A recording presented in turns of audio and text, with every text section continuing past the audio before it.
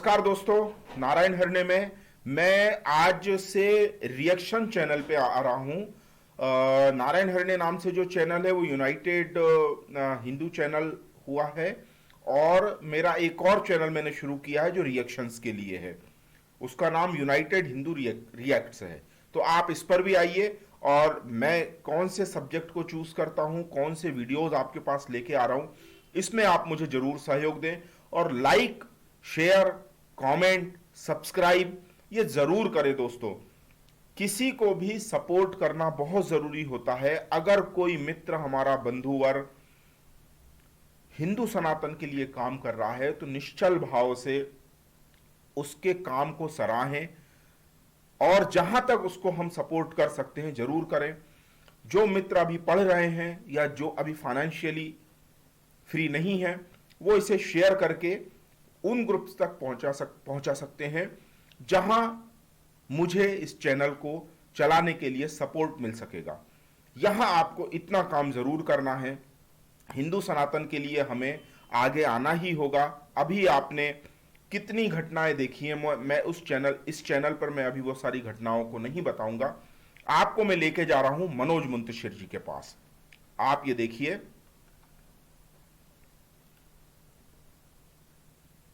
स्वामी विवेकानंद ने क्यों कहा कि गर्व से कहो हम हिंदू हैं? उन्होंने ये क्यों नहीं कहा कि गर्व से कहो हम धर्मनिरपेक्ष हैं, गर्व से कहो हम सेक्युलर हैं? मुझे आप कमेंट में भी बताइएगा कि मैं बीच में बोलता रहूं या पूरा वीडियो सुनने के बाद फिर आप उसमें मेरी प्रतिक्रिया चाहेंगे, तो ये आप बताएंगे तो मैं उसको आपके तरीके से कर पाऊंगा। अभी मनोज मुंतशिर आप जानते होंगे, नामचीन हस्ती है जिन्होंने बाहुबली के जो गाने हैं वो लिखे हैं, सॉन्ग राइटर हैं, कवि हैं, लेखक हैं और एक बहुत बड़ी स्वनाम धन्य है, एक बहुत बड़ा हस्ताक्षर है। आज के समय में जितना हिंदी को सम्मान मिल रहा है उसमें एक बहुत बड़ा सहयोग मनोज मुंतशिर के हस्ताक्षर का है। यानी मनोज मुंतशिर जो हस्ताक्षर है उसमें हिंदी के लिए अनुपम कार्य इनके द्वारा किया गया है। मैंने आज रिएक्ट चैनल पर, यूनाइटेड हिंदू रिएक्ट चैनल पर मनोज मुंतशिर जी को सबसे पहला वीडियो इन्हीं का चुना है, गर्व से कहो हम हिंदू हैं। स्वामी विवेकानंद का, मनोज मुंतशिर जी स्वामी विवेकानंद का उदाहरण दे रहे हैं। उन्होंने कहा है कि गर्व से कहो हम हिंदू हैं। ये नहीं कहा कि गर्व से कहो हम सेकुलर हैं, गर्व से कहो और फलान ढिकान सारी चीजें। हिंदू होने के क्या मायने हैं, सनातन धर्म हमारा कहां से चला है, कैसे चला है, वो सारी बातें इस चैनल पे होंगी। और आप मुझे ये बताएंगे कि बीच में मैं फ्लो में अपनी बातें डालता रहूं ताकि ये चीज आपको ज्यादा अच्छे से समझ में आए, या मनोज मुंतशिर जो बोल रहा है वो कंटिन्यूअसली पूरा बोलने के बाद फिर आप कुछ मेरे तरफ से बातें सुनना चाहेंगे। तो सुनिए। उन्होंने हिंदू होने में स्वयं भी गौरव लिया और हमें भी यही संदेश दिया कि अपने हिंदू होने पर गर्व करो। क्यों? आइए आज समझने का प्रयास करते हैं।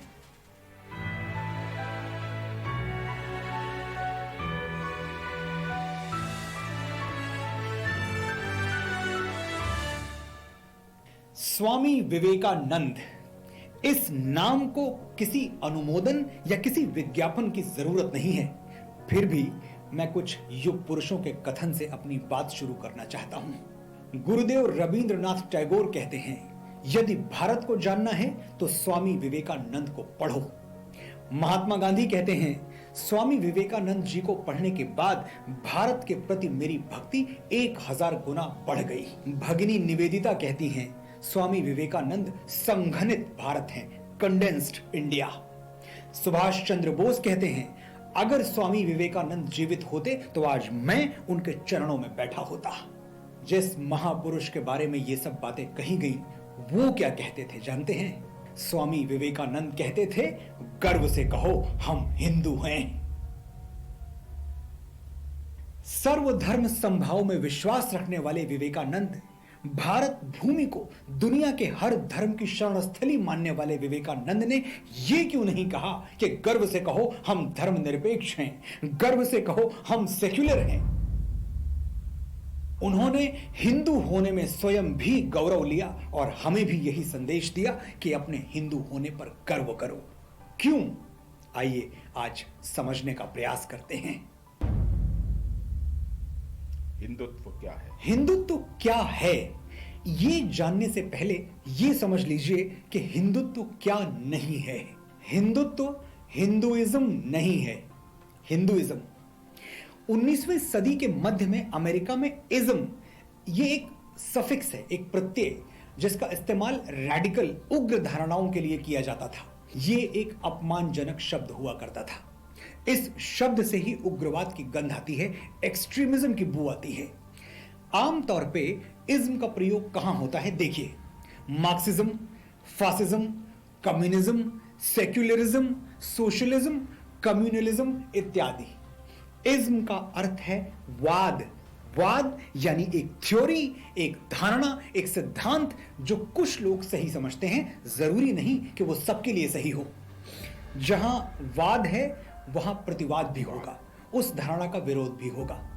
भारत के साथ सबसे बड़ा अनर्थ हम ये कर सकते हैं कि इंडियनिज्म की बात करने लग जाएं। भारतवाद ये एक शब्द भारतवर्ष की पूरी अवधारणा को ही छोटा करके रख देगा।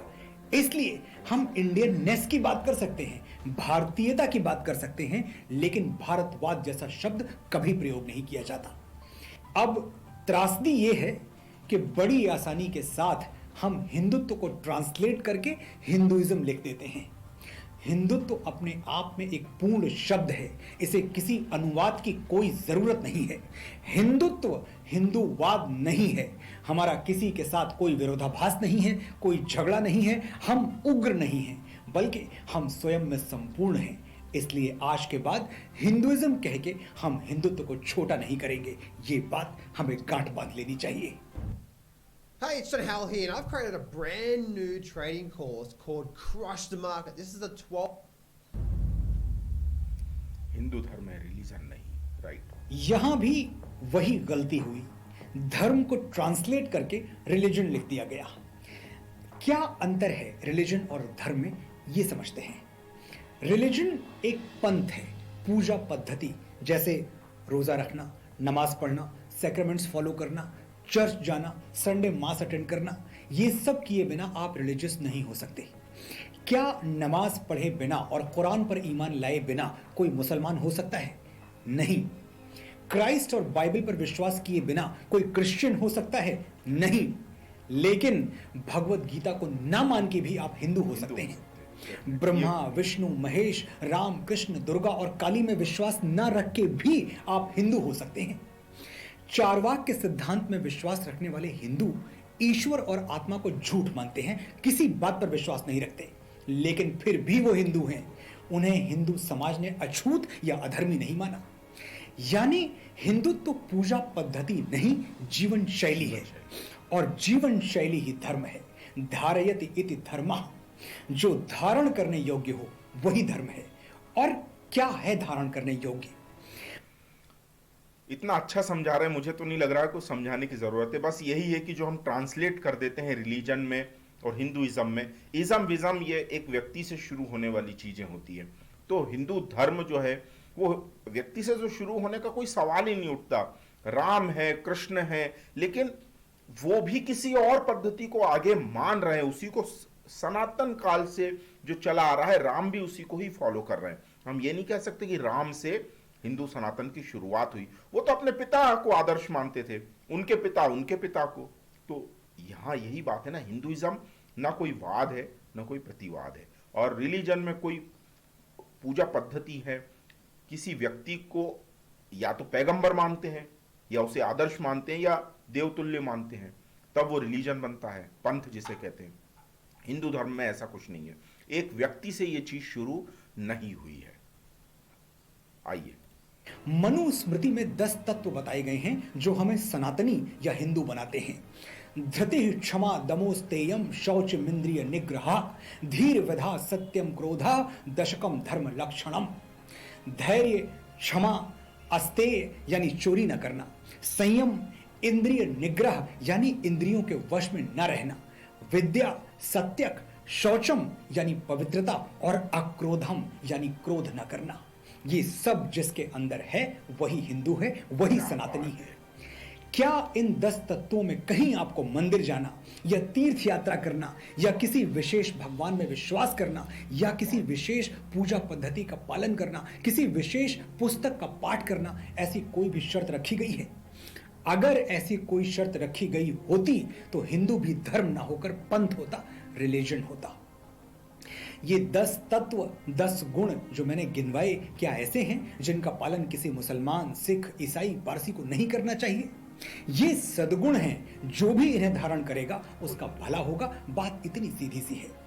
इसलिए मैं बार बार ये कहता आया हूं कि हिंदू धर्म किसी के विरुद्ध नहीं है, बल्कि ये सुख शांति के साथ एक निष्कलंक जीवन जीने का मैनुअल है।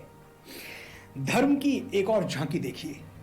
अग्नि का धर्म है जलना, सूर्य का धर्म है प्रकाश देना, वृक्ष का धर्म है फल फूल और छाया देना, पिता का धर्म अलग है, पुत्र का अलग, राजा का अलग, प्रजा का अलग, शिक्षक का अलग, विद्यार्थी का अलग। धर्म यानी अपने अस्तित्व को मर्यादित रखना। मानव मात्र का धर्म क्या है? मानवता।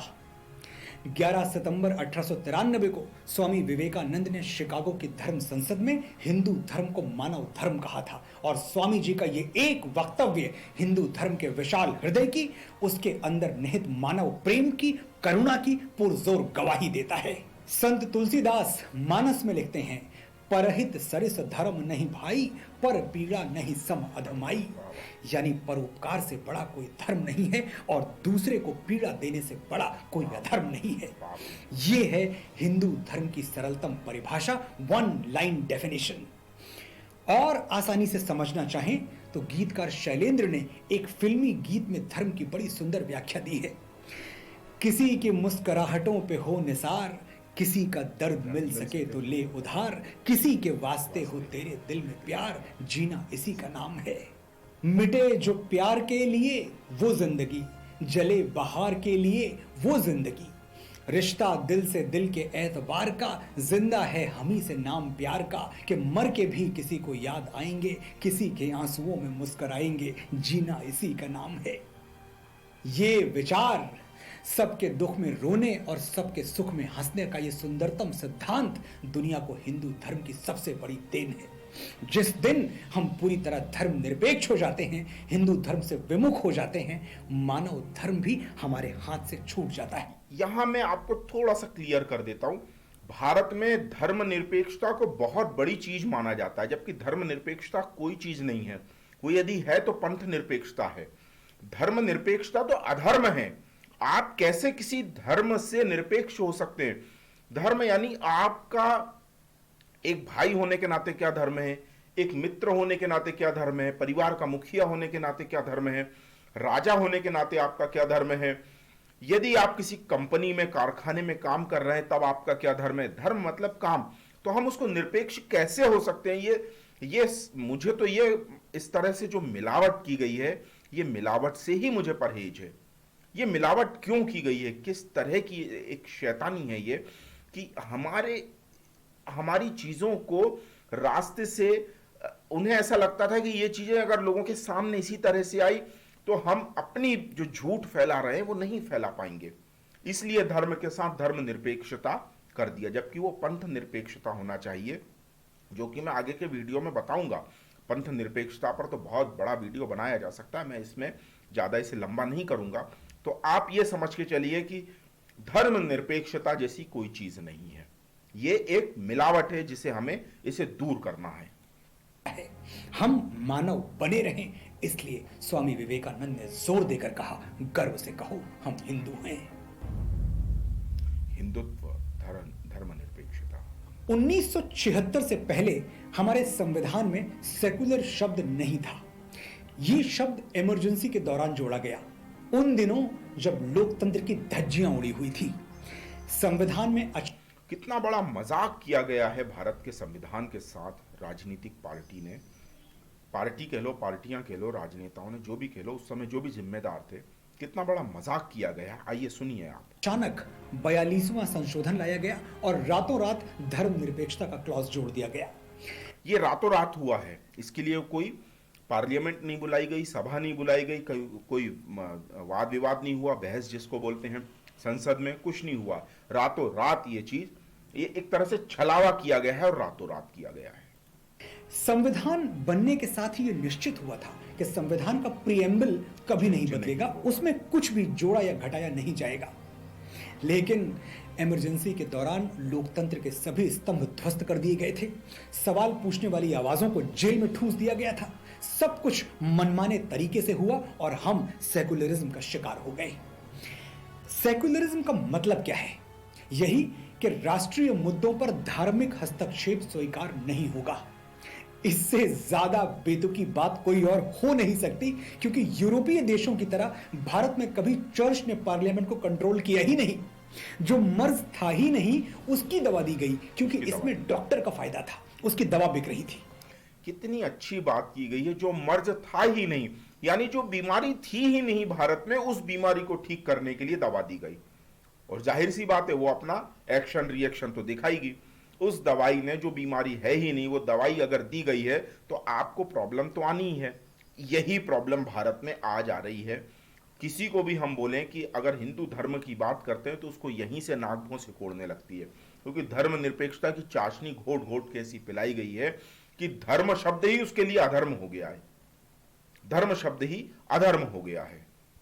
जब हमारी संसद शुरू से धार्मिक हस्तक्षेप से मुक्त रही है तो हमारे संविधान में सेकुलर शब्द जोड़ने की जरूरत क्यों पड़ गई? और सेकुलर का अर्थ हमें धर्मनिरपेक्ष क्यों बता दिया गया, जबकि इसका वास्तविक अर्थ है पंथ निरपेक्ष? अब पंथ और धर्म में क्या अंतर है, मैं इसी वीडियो में पहले आपको बता चुका हूं। और डिटेल में समझते हैं। जब सरकार कोई नीति बनाए तो पंथ और संप्रदाय के आधार पर लोगों में भेदभाव ना करे, उसका फायदा सबको पहुंचे, ये है पंथ निरपेक्ष होना। और पंथ निरपेक्ष होने की जिम्मेदारी सरकार पर है, हम पर नहीं। हमें तो अपने मत और पंथ पर चलने की पूरी छूट होनी चाहिए, ये हमारा फंडामेंटल राइट है। ये राइट है। लेकिन हुआ क्या? ये अधिकार। सेकुलरिज्म का लाउड स्पीकर बजा बजा के हमें समझा दिया गया कि हमें अपने धर्म पर नहीं चलना है, और ये जिम्मेदारी इस देश में बसने वाले किसी भी और संप्रदाय से ज्यादा हम पर थोप दी गई, क्योंकि हम हिंदू हैं, हम मेजॉरिटी में हैं।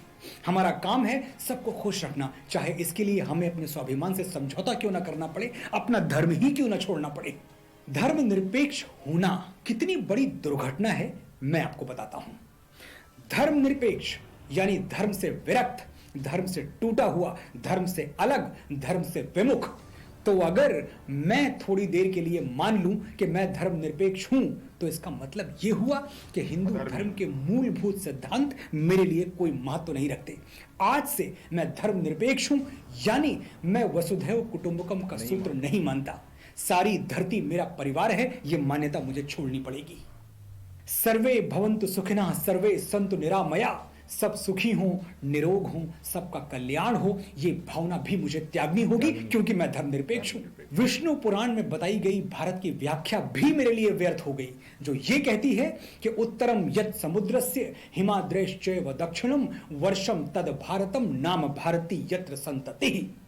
समुद्र के उत्तर में और हिमालय के दक्षिण में जो देश है उसे भारत कहते हैं, और उसकी सभी संतानें भारतीय हैं। सभी संतानें, सिर्फ वो नहीं जो तिलक लगाते हैं, वो भी जो टोपी पहनते हैं, वो भी जो शब्द गाते हैं, और वो भी जो गले में क्रॉस पहनते हैं। जिस हिंदू धर्म के डीएनए में सबको अपना लेने की प्रवृत्ति हो, उसके माथे पर सेकुलरिज्म का विदेशी और स्वार्थपूर्ण लेबल चिपका देना सिर्फ हिंदुओं से ही नहीं, इस देश की मिट्टी में पलने वाले, फूलने फलने वाले सभी संप्रदायों से छल है। धर्मनिरपेक्ष होना और अधर्मी होना, दोनों में अंतर क्या है? मैं धर्मनिरपेक्ष होने के लिए प्रेम, मानवता, दया, करुणा और त्याग सिखाने वाले अपने हिंदू धर्म को त्यागने के लिए तैयार नहीं हूं। हम धर्मनिरपेक्ष हो गए तो राम को नहीं मानेंगे, और राम को नहीं मानेंगे तो जो राम राज्य की अवधारणा हमारे संविधान में है वो कहां से आएगा? बस मना अच्छी हो जाए, मना अच्छी हो जाए, और कुछ नहीं। और मेरी लाइफ सारांश पे आ गए। आइए, मैंने इस वीडियो के आरंभ में एक प्रश्न उठाया था कि स्वामी विवेकानंद ने क्यों कहा कि गर्व से कहो हम हिंदू हैं। उन्होंने ये क्यों नहीं कहा कि गर्व से कहो हम धर्मनिरपेक्ष हैं, गर्व से कहो हम सेक्युलर हैं? क्योंकि हिंदू धर्म किसी को छोटा या बड़ा मान ही नहीं सकता। हिंदू कट्टर हो ही नहीं सकता, हिंदू फंडामेंटलिस्ट हो ही नहीं सकता। हमारी धमनियों में सर्वधर्म संभाव रक्त बनकर बहता है। अयम निजः परो वेति गणना लघु चेतसाम उदार चरिता नाम तो वसुधैव कुटुंबकम। हम पूरी धरती को अपना परिवार मानते हैं, विश्व बंधुत्व के अनुयायी हैं हम। हमने 3000 सालों के अपने इतिहास में किसी पराये देश पर आक्रमण नहीं किया। हमारे अंदर इतनी श्रद्धा है कि हम नदियों को मां कह के बुलाते हैं, पेड़ों पर जल चढ़ाते हैं, प्रकृति के उपासक हैं।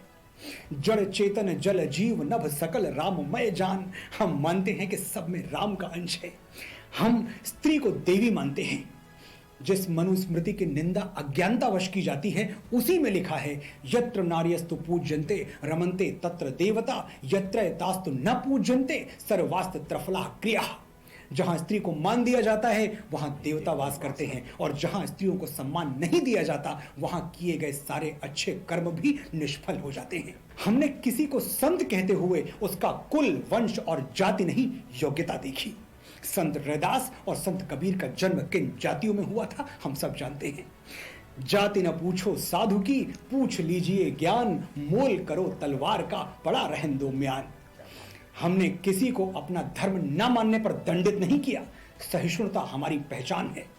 वहां जीसस ने यहूदी धर्म से विद्रोह किया, उनको सूली पर टांग दिया गया। यहां महात्मा बुद्ध ने वैदिक कर्म कांडों से विद्रोह किया, हमने उनको अवतार मान लिया। घर घर में उनकी प्रतिमाएं स्थापित हो गई।